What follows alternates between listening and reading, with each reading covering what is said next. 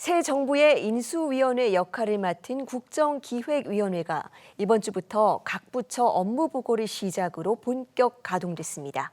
앞으로 약 2달 동안 대통령 공약들을 국정과제로 구체화하는 작업이 이루어질 예정인데요. EBS 뉴스는 이 과정에서 교육 분야 핵심 공약들이 어떤 국정과제로 발전할지 현장의 목소리와 함께 짚어보려 합니다. 먼저 영상 보고 이어가겠습니다.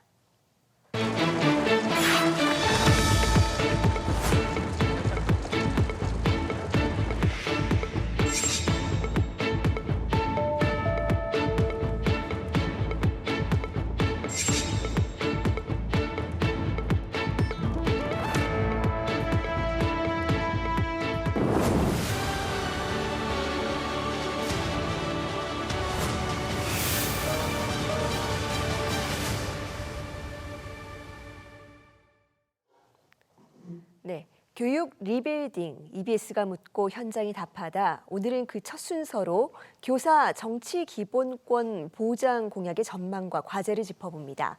강민정 전 더불어민주당 의원 스튜디오에 자리했습니다. 의원님 어서 오세요. 네, 안녕하세요. 네, 이 선거 과정에서 또 교사의 정치 기본권 보장 공약이 또 굉장히 화제가 됐었습니다. 이 그렇죠. 우리나라 아마 선거 대선 공약으로 처음 나온 걸 거예요, 이번이. 네, 그런 네네. 것 같습니다.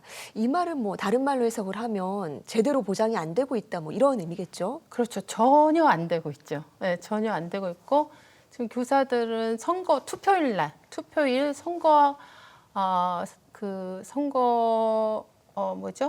하는 곳에 가서 자기 한 표를 딱 던지는 거 말고는 일체 정치적 활동을 다 금지당하고 있어요. 네, 네. 좀 국제적인 기준하고도 비교해 볼 필요가 있을 텐데 네. 그렇다면 이 해외 선진국과 비교했을 때 우리나라의 교사 정치 기본권 실태는 어떻게 보고 계십니까?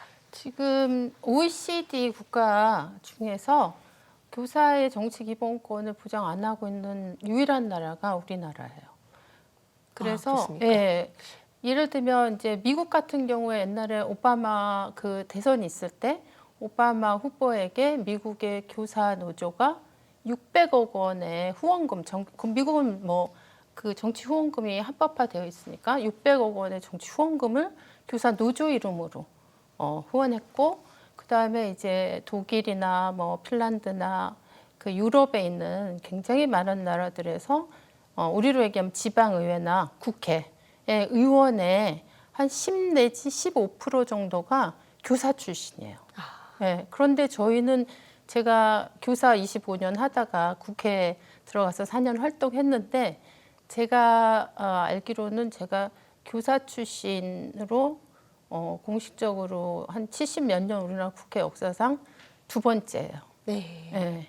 물론 이제 그 이전에 초창기에 젊었을 때 직업으로 교사였던 분은 있지만 어쨌든 교육 전문성을 가지고 교육을 문제를 국회 안에서 다루겠다 이런 의지를 가지고 들어간 교사 출신은 제가 2번째거든요. 네. 그러니까 지금 우리 그 사회에서 특히 정치계에서는 교사의 정치 진입 이런 것이 너무나 높은 장벽에 가로막혀서 할 수 있는 게 거의 없죠. 네.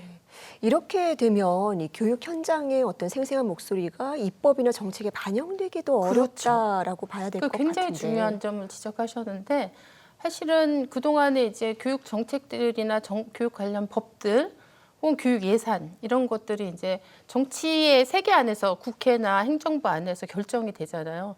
그런데 교육 현장의 여러 가지 문제들에 대해서 이해하고 그 현장에 부합하는 정책, 부합하는 어떤 교육 관련 법, 교육법 이런 것들이 만들어지기가 원천적으로 사실 좀 어려웠던 거죠. 그러니까 네. 이게 국회의원 개인의 어떤 선이나 노력 이런 거에 의존할 수 없는 그런 구조적인 한계가 있었다고 볼 수 있어요. 그래서 교육 문제가 그때그때 해결되지 못하고 오랫동안 꼬였다 그럴까? 굉장히 누적적으로 어려워진 원인 중에 저는 굉장히 중요한 원인이라고 생각해요. 네, 이번 기회에 꼭 풀어야 될 텐데요. 네. 사실 교사의 정치 기본권 제한이 정말 다양한 분야에서 제한이 되고 있습니다. 그런데 이 교육계에서 가장 우선적으로 해소를 요구하는 부분은 어떤 것들이 있을까요?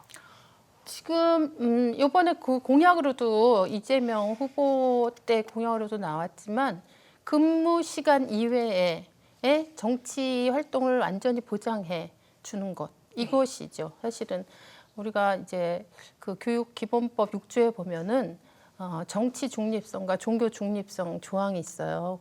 근데 그 종교를 가진 내가 크리스찬이거나 혹은 불교 신자라고 해서 그 학교에서 아이들에게 전도를 하면 안 되거든요. 종교 중립의 의무가 있기 때문에. 그래서 내가 가르치는 제자들에게 전도하면 안 된다는 중립 의무가 있지만 그렇다고 해서 선생님들이 자기 종교 신앙생활을 하는 것 자체가 법적으로 금지되지는 않잖아요. 그런데 우리는 정치 중립이라고 하는 거 이 조항 때문에 교육 활동 중에서 아이들에게 중립적으로 세뇌하지 말고 혹은 강요하거나 주입하지 말고 교육을 해야 된다는 걸로 해석하지 않고 선생님들은 정치적인 활동을 일체 해서는 안 된다는 걸로 신앙생활을 못하게 안 하면서 정치 활동을 못하게 하는 이런 걸로 지금 이제 각종 법들이 하위 법들이 되게 빽빽하게 만들어져 있죠. 네. 그러니까 선생님들이 수업을 할 때 내가 하는 이 발언이나 혹은 이 수업 방식이 법에 소촉되는 게 아닌가? 이런 식의 끊임없이 자기 검열을 하게 되죠. 네. 그런데 이 문제 논의할 때마다 항상 따라 나오는 지적이 바로 그 말씀하신 교육의 정치적 중립성 문제입니다. 네. 말하자면 교실이 정치판이 되는 것 아니냐 뭐 이런 우려인데 어떻게 보고 계십니까? 그거는 이제 저는 한편에서는 되게 타당한 문제제기라고 생각해요. 그리고 네. 그게 아까 말씀드린 교육기본법 6조에 사실은 입법적으로도 반영이 되어 있는 거고 그런데 수업 시간에 그래서 아이들에게 교사가 가지고 있는 어떤 특정한 정치적인 신념, 정파적인 어떤 생각 이런 것들을 세뇌하거나 주입하지 말아야 된다.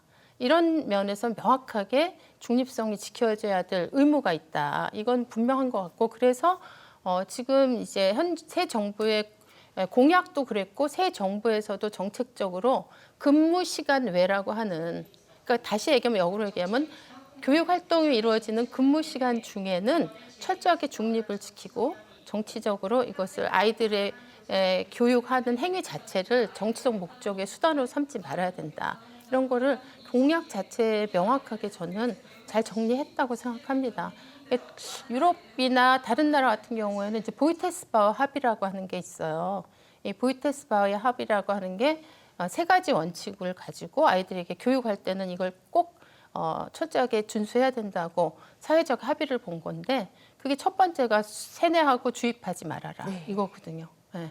그리고 세상에서 혹은 사회적으로 학문적으로 논쟁이 되는 건 아이들한테 선생님이 이게 정답이야 이렇게 가르치지 말고 아이들 안에서도 논쟁이 일어나게 논쟁적인 방식의 수업 교수학습 방법으로 가르쳐라.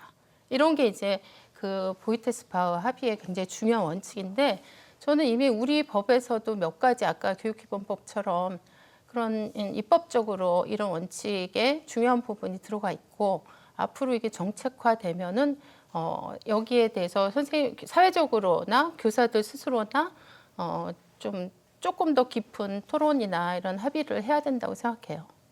네, 이 공약으로 제시된 만큼 아마 곧 이 국정과제에도 주요 의제로 올라갈 가능성이 있는데 구체적으로 좀 어떤 방향으로 실현이 돼야 된다고 보십니까?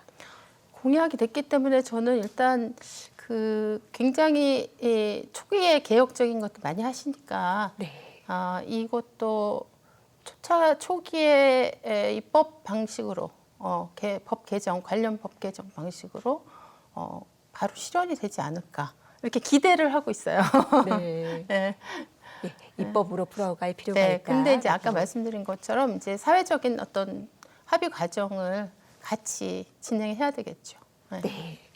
정말 교육계의 오랜 요구였습니다. 교사 정치 기본권 보장이라는 핵심 공약이 국정과제를 통해서 어떻게 구체화될 수 있을지 앞으로 우리 사회가 계속 관심을 가지고 지켜볼 필요가 있어 보입니다. 네. 학부모님들과 시민들이 관심을 가지고 좀 이 문제가 아이들에게도 영향이 있는 것이다. 교육적으로 그런 것까지 같이 좀 깊이 논의하는 기회가 됐으면 좋겠습니다. 네, 네. 오늘 말씀 여기까지 듣겠습니다. 네. 감사합니다. 감사합니다.